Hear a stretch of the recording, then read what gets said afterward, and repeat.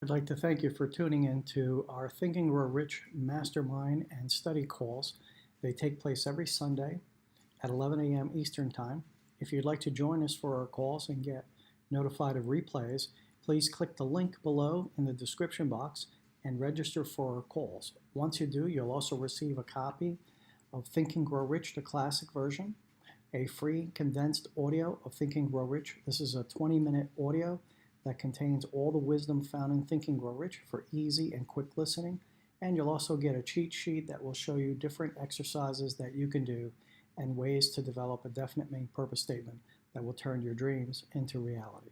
Thank you again, and make sure you subscribe to our channel to get more information about our Think and Grow Rich group. Bye-bye.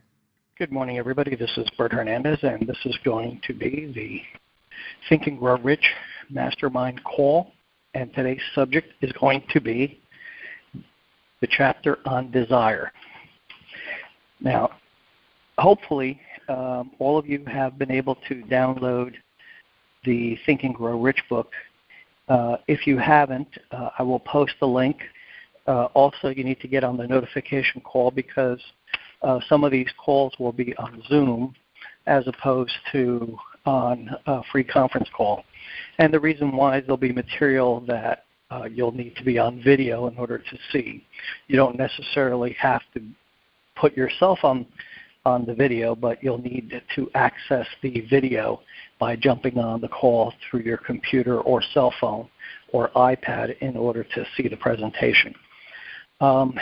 Let's talk about the chapter 1, Thoughts or Things. In this chapter, Napoleon Hill specifically talks about Edwin C. Barnes. Now, what's interesting about Edwin C. Barnes is that he started his journey to become to become Edwin Barnes' partner in a way that most people wouldn't have thought about. He set the goal to become his partner without any idea of how it was going to be done. He also didn't have the money to get there, so he had to take a freight train to get to Orange, New Jersey, in order to go to Mr. Edison and propose to him that he wanted to be his business partner.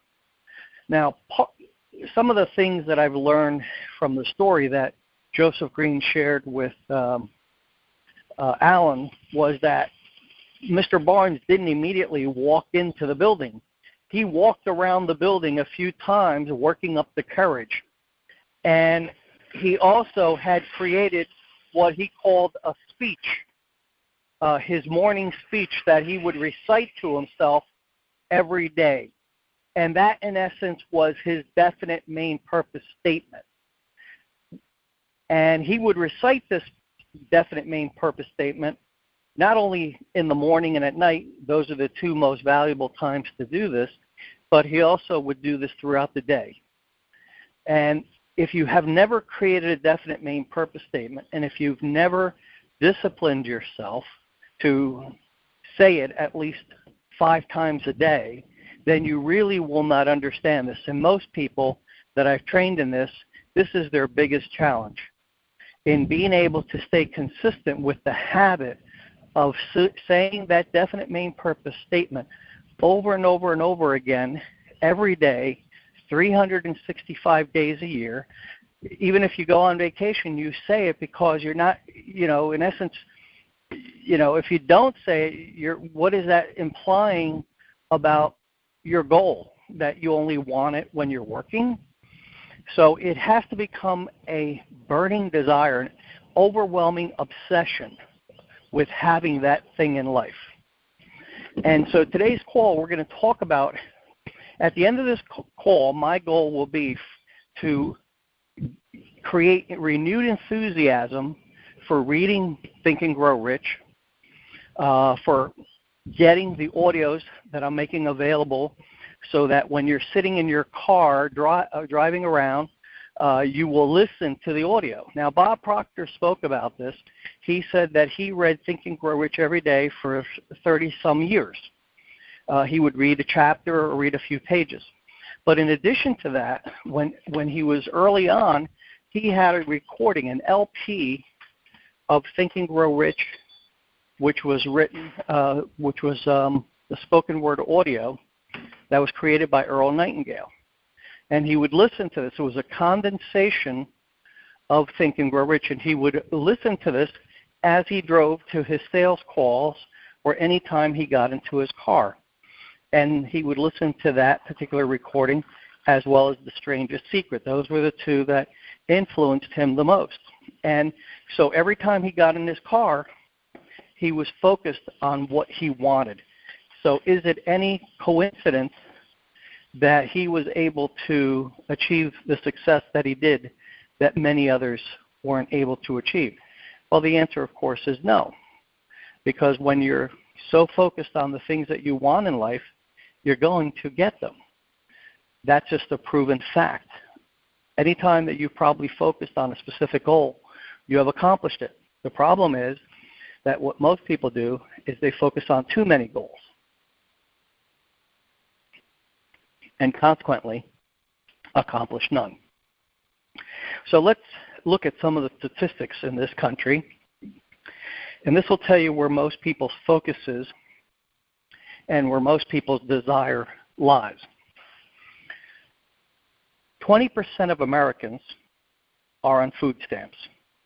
That's 42 million Americans. Now, these statistics, to me, are upsetting, and they also refute some of the things that appear on television news shows. But the breakdown is that 40.2% of the people on food stamps are white, 25.7% are black, 10.3% are Hispanic, 2.1% are Asian, and 1.2% are Native American. 42 million people that, in order for them to survive, they must depend on food stamps in order to accomplish this. Now, is that some of those people may be disabled and may not be able to work, and some of those people may be able to work but can't earn enough because they don't have the proper education to get a job that pays enough to get off of food stamps. The other issue is that many of those people don't have any goals and consequently don't have a desire to get off food stamps. Some of them, as I said, this is not putting down anybody. This is just looking at what their desire and focus is. Because Paul J. Meyer once told us, and Paul is considered to be the father of personal development as it relates to moving into the world of recorded audios. Paul was the first to put spoken word cassettes. He would take books, positive books, personal development books, and put them on audio because he knew the secret for success, which is spaced repetition. So most people read a book one time and nothing changes. And what he understood is that you can't just read a book once. You need to listen to it 6 or 7 times in order for the words and the ideas in the book to make a change in you as a person. One exposure to any material will not accomplish anything. It is the repeated, the spaced repetition, to listen to it at different times. So listening to it once a day for 6 days, the same audio, will create that for you. Now, some people just don't like that kind of repetition. They find it boring. So if that's the case, then you really don't have the desire to be successful. So let me share with you the statement, or what Mr. Barnes called his morning speech. And his morning speech was very simple. He set for himself the impossible goal, or his major definite purpose in life. And every morning while he looked at himself in the mirror, he would repeat out loud what he called his speech. He literally talked himself into a plan to achieve his goals. Mr. Barnes would deliver his speech with as much enthusiasm as he could muster. He also would say the speech out loud while looking at himself in the mirror. And we'll talk about that in a little bit more. His speech was this: Mr. Edison, you're going to accept me as your business partner, and I'm going to be so useful to you that the rewards will make me rich. Now, while that speech was powerful for him, it could have been improved on by putting it in the present tense. You see, the mind, the subconscious mind, has no way of determining the difference between a real event and an imagined one. And so Mr. Barnes could have made it more effective if he had just simply said it in present tense. So let's take a look at another asset, another little bit of information as it relates to, hold on one second, as it relates to the, as it relates to Americans and desire. So 20% of Americans are on food stamps. So let's take a look at another statistic. 21% of Americans have nothing saved for retirement. Here we are in what may still be the richest country in the world, although China has, I think, overtaken us in that area. And yet 21%, or 50 million people in this country, have not saved one single cent for their retirement. In addition to that, 1 out of every 3 Americans don't even have $5,000 saved for retirement. Now that in itself is an incredible statistic. And the reason why it's an incredible statistic is because that should not be going on.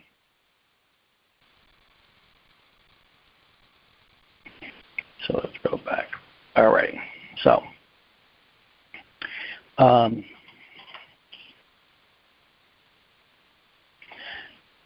50 million people, 1 out of every 3.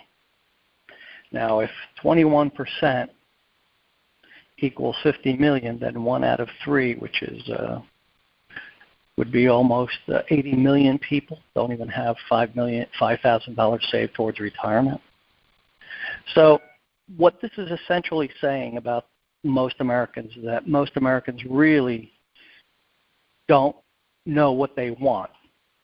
And so the chapter on thoughts or things walks us through exactly what Edwin Barnes did. And if you will read that chapter, you will learn how to create a burning desire. Now, in order to create a burning desire, the burning desire must have a couple of components. The desire number 1, and I suggest that you take notes, needs to be emotional. Okay? There has to be emotion attached to the thing. And the second part is that the burning desire must encompass something outside of yourselves, because people will do more for others than they will for themselves. So, for example, Alan shared with me, and if you don't know Alan, I spoke about him in the letter that introduces him to this group and the initial offer for $7, which offered a copy of the Definite Main Purpose Statement template. And if you don't have that, I'll make the link available. I'll email it to you guys. You need to get that. It also includes a copy of Earl Nightingale's Think and Grow Rich, the condensed version. It's a 20-minute audio, and you can listen to the entire Think and Grow Rich program with Earl's incredible voice. And you'll also get a cheat sheet on how to visualize your goals and how to create an emotional why. But we're going to discuss a little bit of that here on this call. And as I said, my goal at the end of this call is to motivate you to begin to determine what is your goal and how to create your definite main purpose statement, because you need to be saying that statement out loud every day, 5 times a day, as soon as possible. And the second part of that is, in order to create a burning desire, is the second part, which is the self-confidence formula. You must say the self-confidence formula. Every decision that you make in life is based on your confidence level. So if you don't have enough confidence, you'll never, ever achieve your goals. And what the self-confidence formula does is it begins to reiterate and reinforce the principle of autosuggestion and the idea that you can and will accomplish your goal. Step one, first, I know that I have the ability to achieve the object of my definite purpose.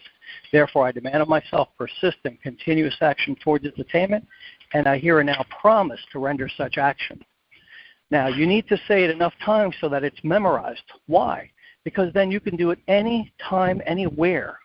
And there's some additional tricks or techniques that I will show you that'll make that process even faster. But what you need to get through to yourself, to your own subconscious mind, is that the key principle for accomplishing everything in Think and Grow Rich is the principle of autosuggestion or affirmation.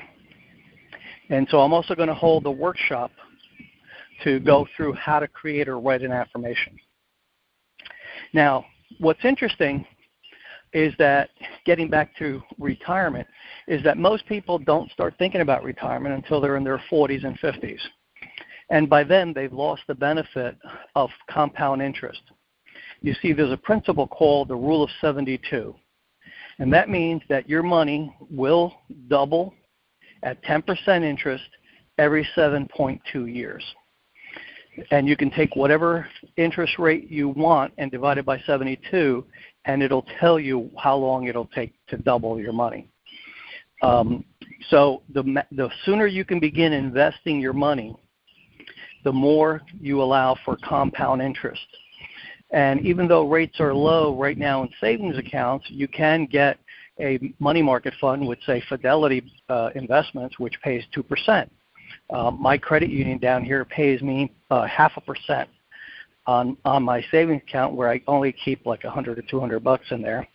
But Fidelity will pay me as much as 2% for money that right now I don't want to commit to the market. But yet, if you look at the market and you look at index funds, you'll find that some of them have been returning 7, 8, 9, 10, 11% interest over the last few years, because the market's really been in a great growth cycle for the last 10 years. So let's talk about an emotional why again. So you must have an emotional why. So, for example, you may say that you want to make $100,000 this year. Well, it's not enough to say you want to make $100,000. You want to dig down. And so what I would do is, to go through this process, is I would take out a pad and a piece of paper. And I recommend writing, because writing crystallizes thought, and thought motivates action. You don't get the same thing from typing. For some reason, there is a mind-body connection to sitting there with a piece of paper instead of looking at a screen. And on this paper, I would put down, whatever your goal is. So the first thing is, if you notice, most people do not have a prosperity mentality. They have bad attitudes towards money. That's why 20% of Americans are on food stamps. Okay, you could say, well, it's because they don't have enough education, they're disabled, whatever those are just problems and obstacles. How many people have been able to overcome that? Now, you may say, hey, it's, that's a small percentage, 1, 2, 3%. Yeah, because it's only 3% of Americans that have set written and specific goals that they review every day, and that these goals have deadlines. Now, it's no coincidence that the people that succeed have written and specific goals with a deadline and a plan. And those that don't succeed don't have goals, and they don't have plans, and they don't have deadlines. What Napoleon Hill discovered in Think and Grow Rich is how the 3%, or today 1%, think. Now, you may say, well, they didn't, they grew up with all kinds of advantages. Well, yeah, Andrew Carnegie had no money. He spoke English with an accent because he was Scottish. And there you go. Where's the advantage there? Rockefeller's father was a criminal. He sold snake oil. That's what he did for a living. Stole money from the family and never was around. Yeah, so there's a great role model. There's a great advantage that he had. And you can go through that era of the turn of the century of the 1900s and look at people that achieved great success and they didn't have the trappings of success. They didn't have the advantage of success or wealth. They had nothing. They were behind the eight ball, as they say. And so you can use your circumstances as a hindrance, an obstacle to achieving success, or you can do what Napoleon Hill says, which is that in every adversity, there is the seed of an equivalent or greater benefit, if you will look for it. Because the moment you say, I can't, you won't, period, end of story. I'll tell you a story. For years, I would say things like, well, I can't take a vacation to Hawaii because in order to go to Hawaii, you need to go for 10 days, and I'm not going to be able to get 10 days off in the car business. And so I never set the goal to do that. Never. Because I always felt that was the obstacle. Now, if I had set the goal and looked at the obstacles, there could have been many different solutions to overcoming that. One, I could have quit my job. Two, I could have told my boss I need 10 days off, and if he wanted to fire me when I came back, so be it. But that would have been a solution, maybe not the best. But there were solutions for solving the problem. I could probably list at least 6 or 7 solutions. One would be get the hell out of the business, which I eventually did in 2003. So the point is that you must do that. Now, to get to that emotional why, first write down the goal. So let's say for this example, your goal is to earn $100,000. Why do you want to earn $100,000? Well, $100,000 would allow me to save 20% towards my retirement. That's $20,000. Great. Why do you want to save for your retirement? And you keep asking. So the answer might be, well, I don't want to run out of money too soon, and consequently be dependent on just Social Security and have a lowered standard of living, not being able to meet emergencies, not be able to provide things for my children or grandchildren or wife. There could be a multitude of reasons. So you keep asking yourself until you get to the root of the emotion. So what is the emotion here that I just got to very quickly? That is love of family. That is the root emotion.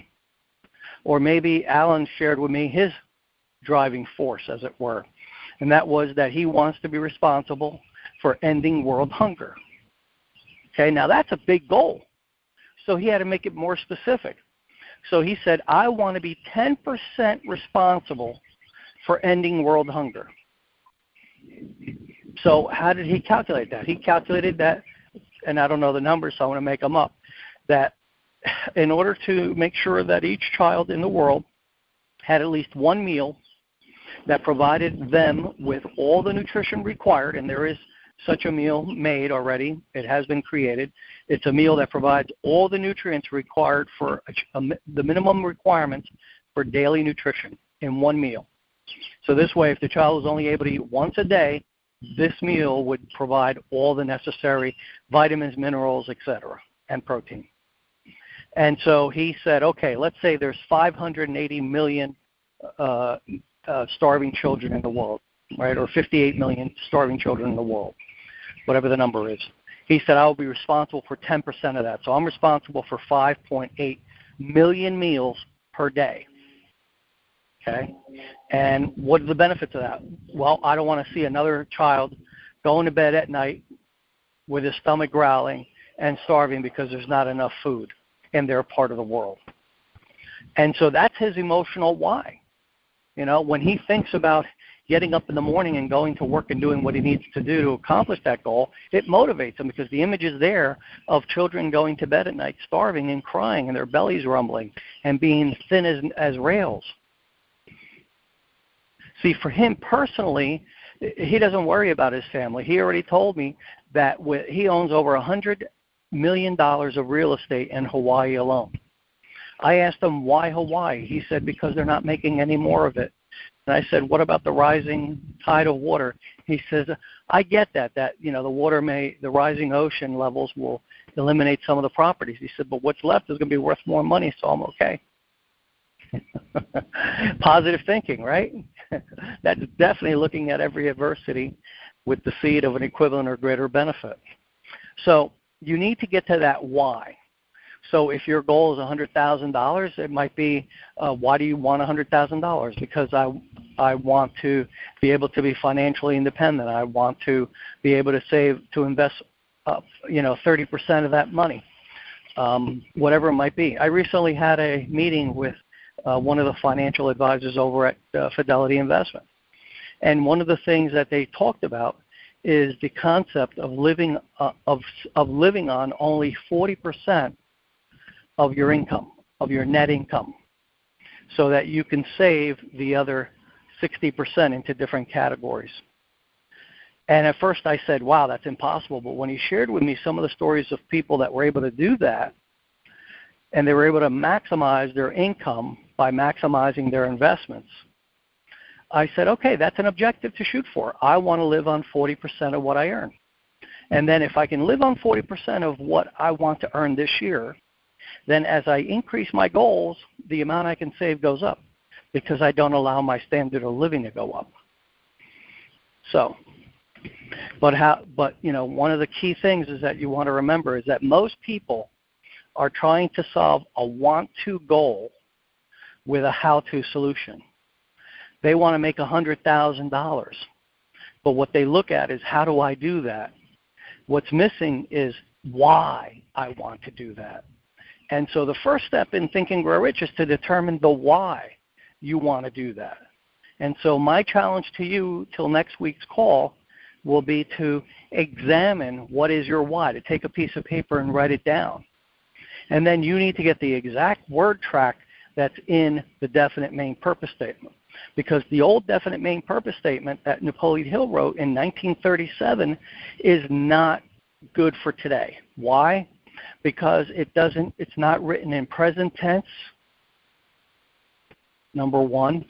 Number two is it doesn't incorporate personality changes that you also need to make, because these people that are 20% living on food stamps, outside the ones that are just physically not able to work because of mental or physical disabilities, the rest of them have what's called a mental disability.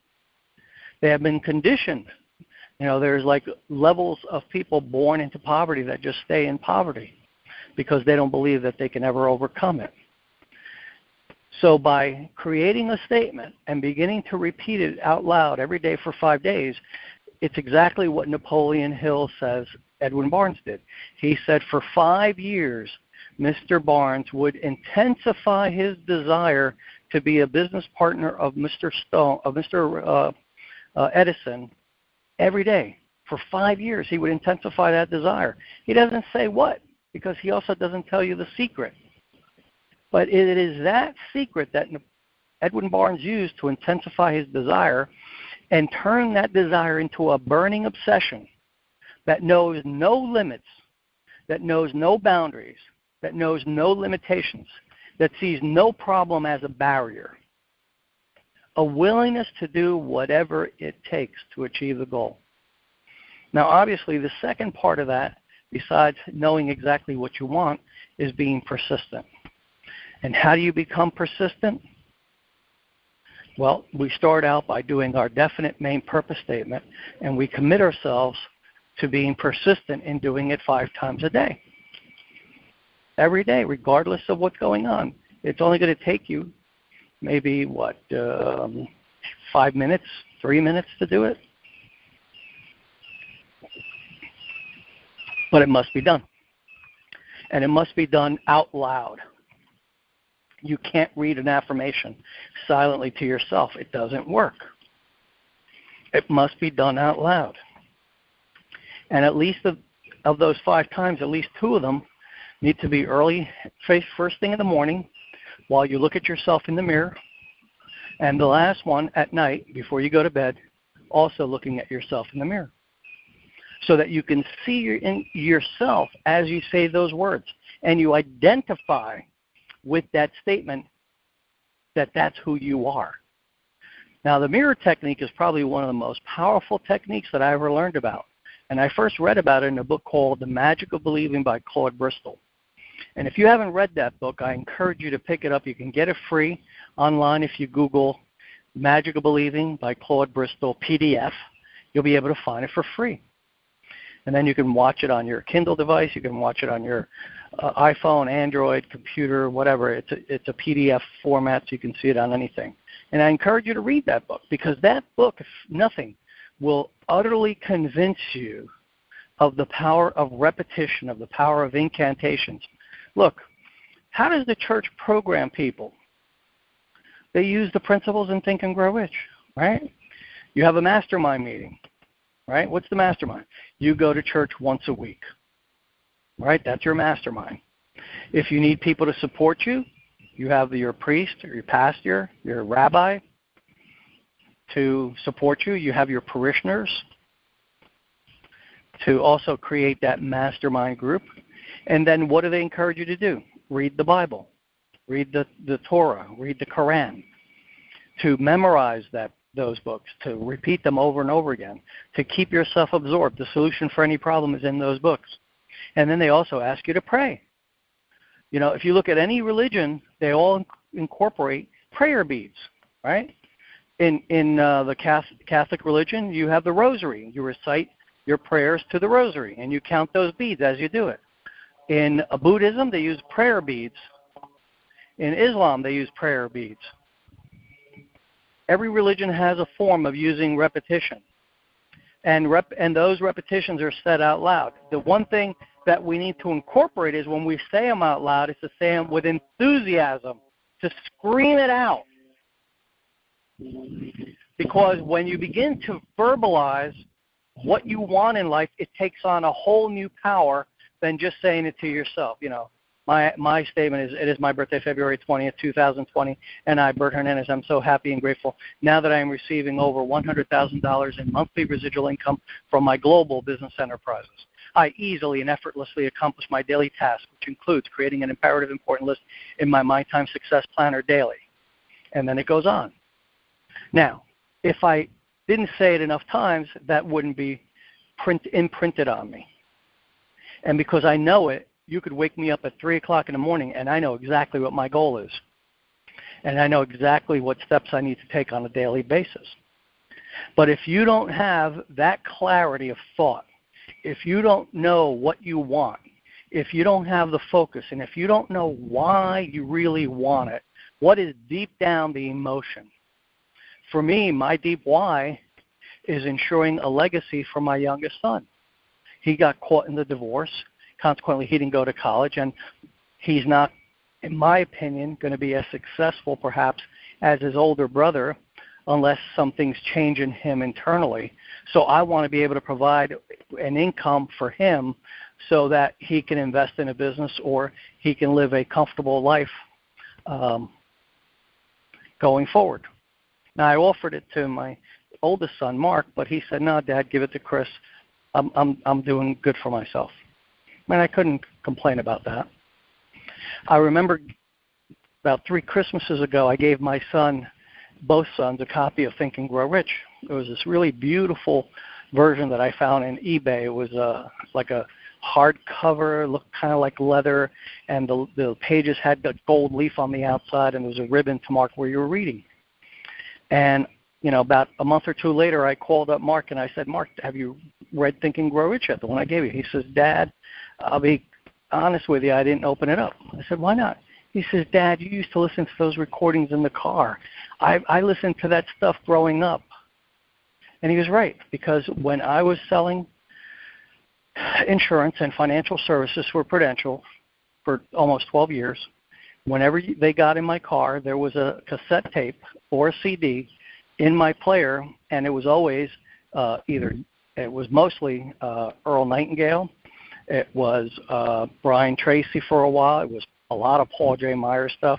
And so there was always an audio talking about desire, success, affirmations, power of thinking, positive thinking, etc.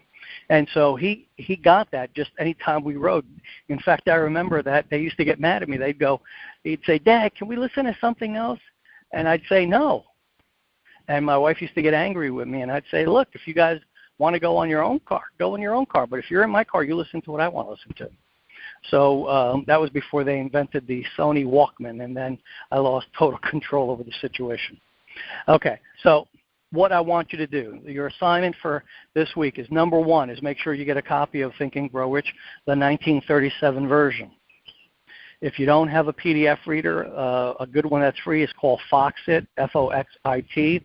It's better than Adobe because it allows you to highlight and put notes into the PDF as if it was a real book. If you can get the real book, I always recommend doing that and keep a copy by your bedside so that you create the habit of every time you go to bed at night to read 5 or 10 pages of the book.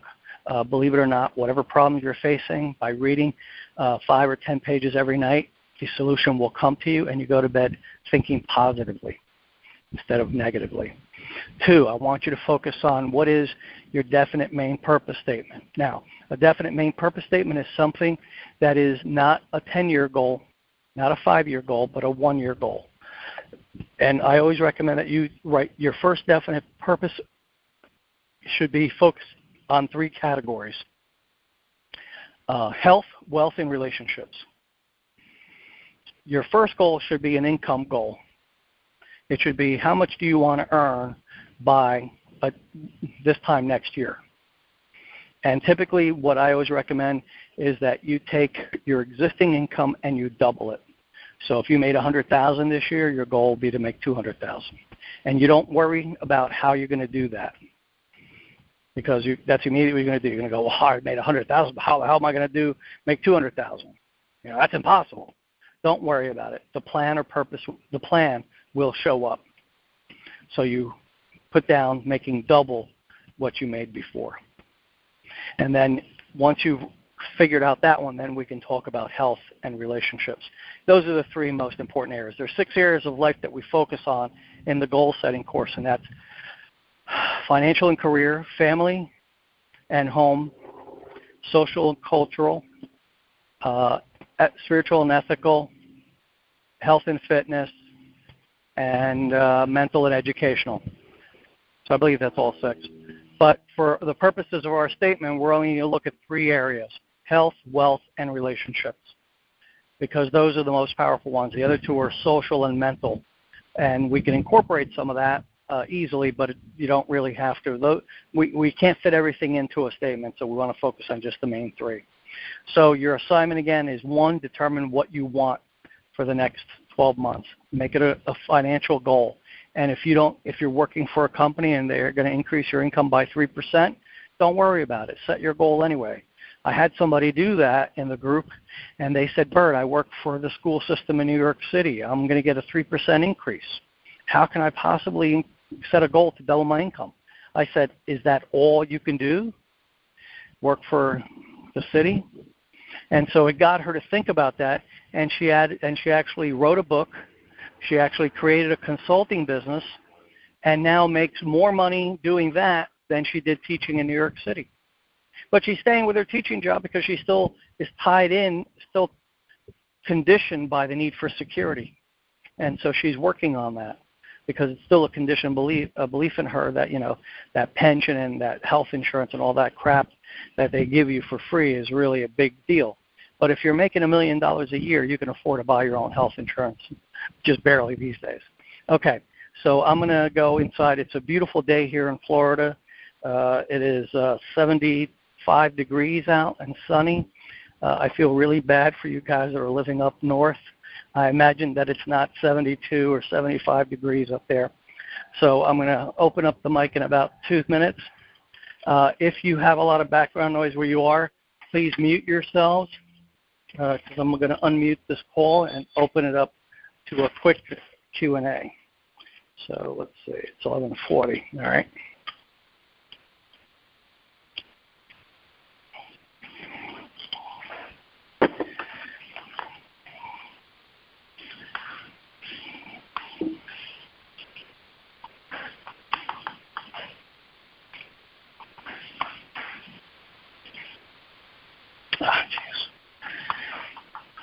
That's fine. I hate that computers time out so fast. Okay, so I'm going to unmute this call.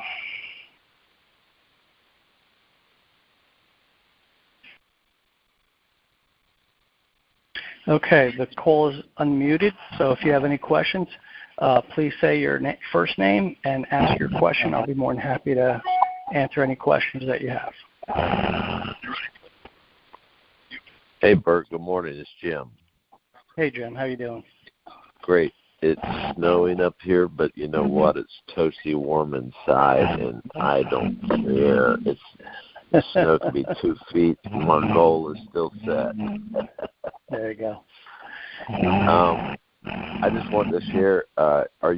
Did you say you posted a link with the with a format for folks to create their DMPS?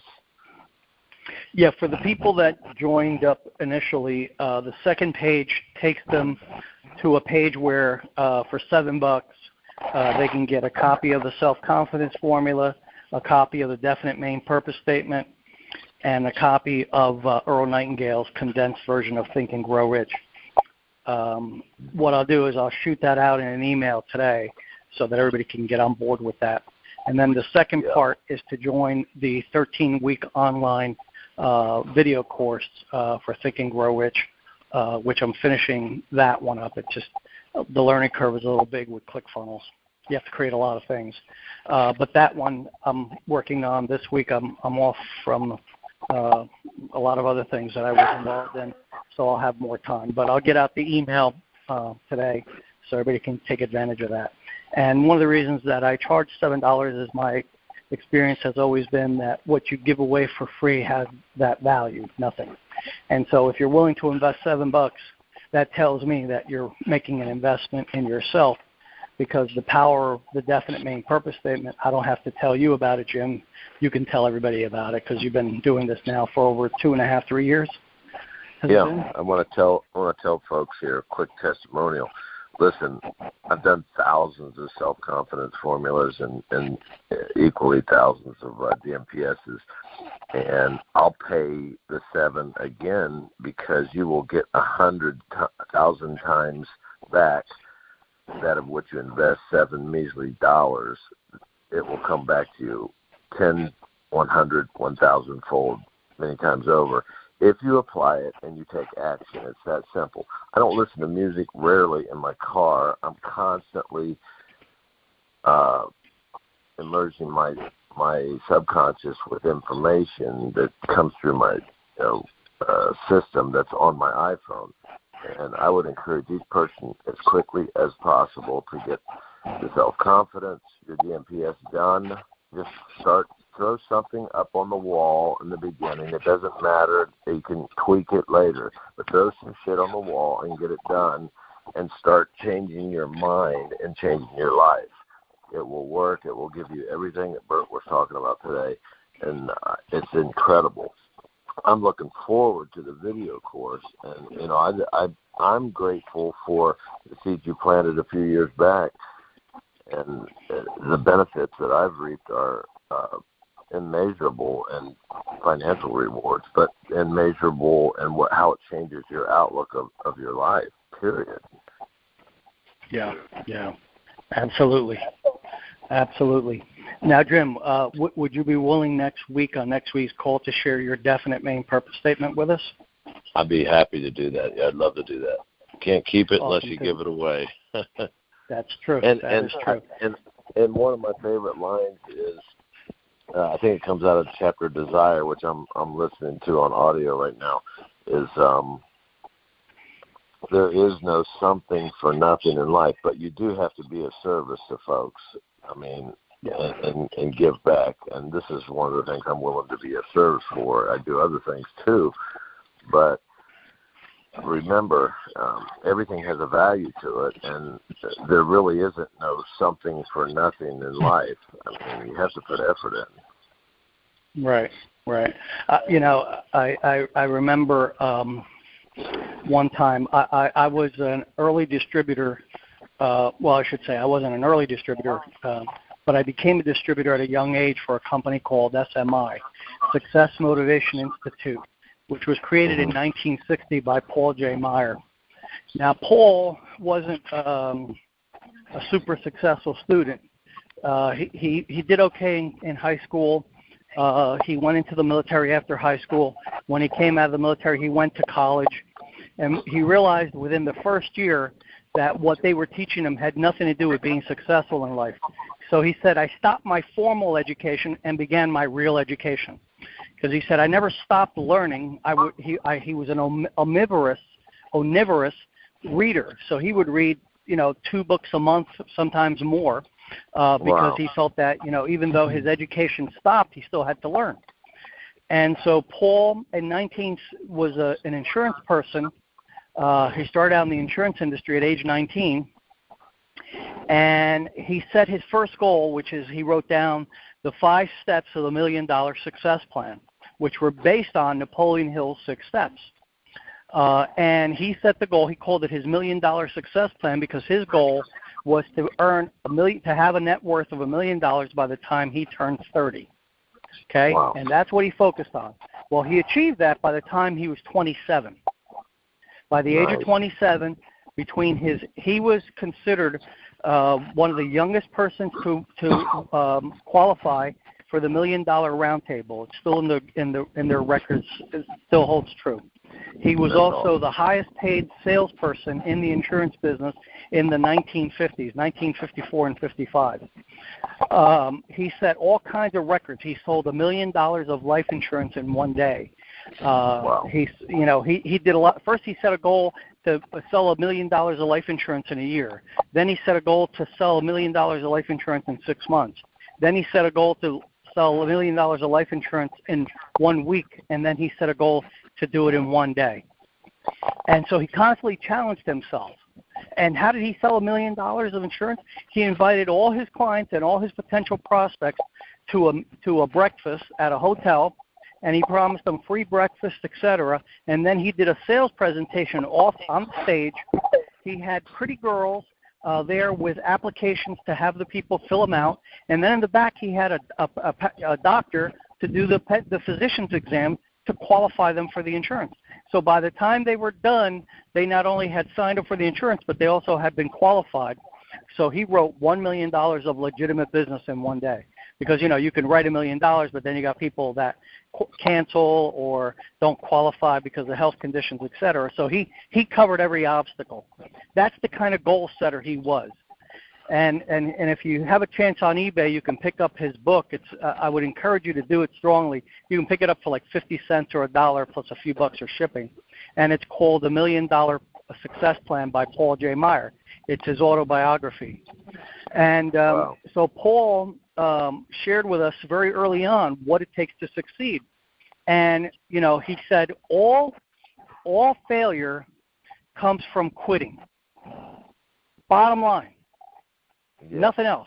So if you don't want to fail, don't quit. So one of the things, from my personal book is that when I left Florida back in 2016, in March of 2016, I left Florida and went back to New Jersey with the goal of A, turning in my lease on my car early, B, selling my house, and 3, taking care of any responsibilities that I still had in the area because I still have alimony payments and children. They're all grown adults, but I still had relationships. And so I set the goal very optimistically to get that all done in 30 days. And so I set a goal. So my first goal was that by April 30th, I would be living in the Clearwater area of Florida. Well, when friends came up to me and say, "Hey, Bert, how long are you staying here?" I'd say, "I'm leaving by April 30th." Right? And they go, "Oh, wow, that's great." Well, April 30th came and went, and I was no closer to accomplishing my goal. So I set a new goal. By July 5th, day after 4th of July, I will be living in Florida. Clearwater, Florida. And my friend said to me, "Oh, Bert, it's April. What are you still doing here?" And I said, "Well, I'm going to move." And they'd say, "When?" I'd say, "July 5th." And July 5th came and went, and I still hadn't moved. And so now what do people are thinking? They're thinking, well, he's not going to move back. They think that I quit on the goal. all I did was move the deadline. That's all. And that's what people don't understand. When you don't reach a goal, you don't quit on the goal. Just move the deadline. Look, you might set a goal to save $1 million in 5 years, and you may not hit it in 5 years. Just move the deadline. I mean, if you set a goal to earn $1 million, you could probably do that, depending on how much you earn, how much you save, and how much time you have. But if you had two or three lifetimes to do it in, you could save $1 million, even if you saved very little and made very little.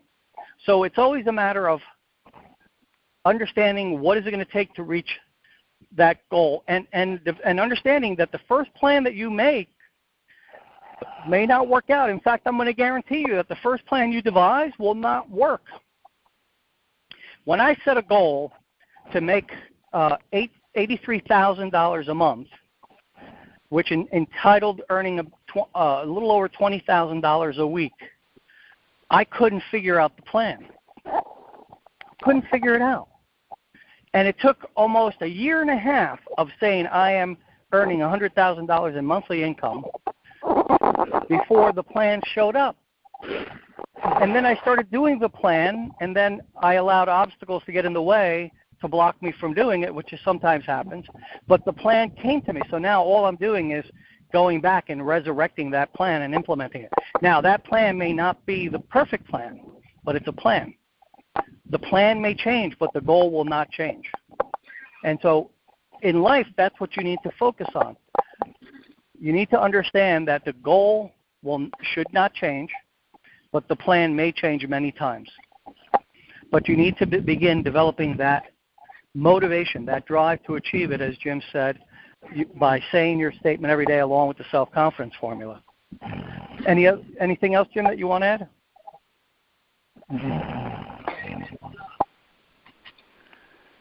Anybody else have any questions? If you do, just say your name and ask away. Hey, Bert. Paul Rogers. Yep. Paul Rogers, Sacramento, California. Hey, Paul. Hey, thanks for doing these calls. I'm 55 years old, and I've followed Think and Grow Rich on and off through the years, and it's powerful to have somebody like you. I'm just going to call you an accountability partner. It's so powerful, and I'm revisiting my goals. It's interesting. My number's always been 88 million. I want to have $88 million in my life by the time I'm 88 years old, and I want to spend it all before I die. And so it's always been kind of a thing of, how am I going to get 88 million? I was trying to figure it out. And I think I just kind of left it up to God and the universe, a while back. And lo and behold, boom, a simple system pops in my head of how I can do it through real estate ventures. And it's just kind of crazy. And once again, I need to revisit. I need to do my homework this week, rewrite my stuff down, and say it with emotion 5 times a day. I haven't been doing that. Yep. Even though I promote it to people, I'm rewriting my stuff, and I'm going to say it 5 times a day. And I'm sticking to that goal of the 88 million. Like you said, I get it now. The plan might change, but the goal is not going to change.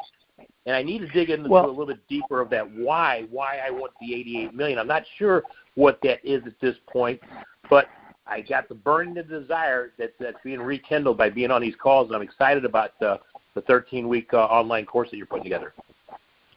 Yeah.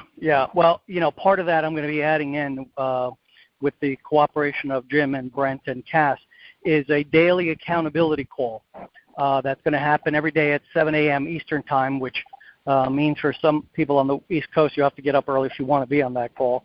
But essentially what it is getting on the call and everybody does their statement, and then you get off the call. And the reason for that is to create accountability for doing your call. And we did that for at least a year and a half to 2 years. I ran those calls, and I would do 2 of them a day, one at 7 a.m. and one at 10 a.m. for the people in the central and western states, so they could jump on the call. And, it was very powerful because not only I never missed a call, I missed very few of them myself personally, only when I was flying or stuff like that, and I couldn't do it. In an airport, people would think I'm crazy if I'm screaming out my statement. Although I have walked through the, there's many times where your confidence gets challenged, and so what do most people do? They focus on the negative. And what we focus on, what Napoleon Hill tells us to focus on, is to focus on what you want, right? Napoleon Hill said that The subconscious mind cannot hold two thoughts at the same time. You can't think negatively and positively at the same time. So if you're thinking negatively, you're not allowing yourself to think positively. And so I'm going to incorporate that as part of the 13-week course to get people disciplined to doing this statement, because I think that was a very powerful thing. And there's still people doing that. And there's I just spoke to Jim. I just spoke to Josh, and he has accountability partners that he does it with himself. And he still has a statement that he does every day. So the point being that the beginning of all achievement is desire.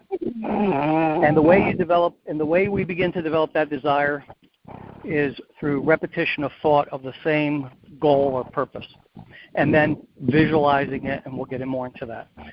Any other questions, Paul? No, sir. Greatly appreciate everything you're doing. I'm looking forward to being on all the calls with you guys. Great.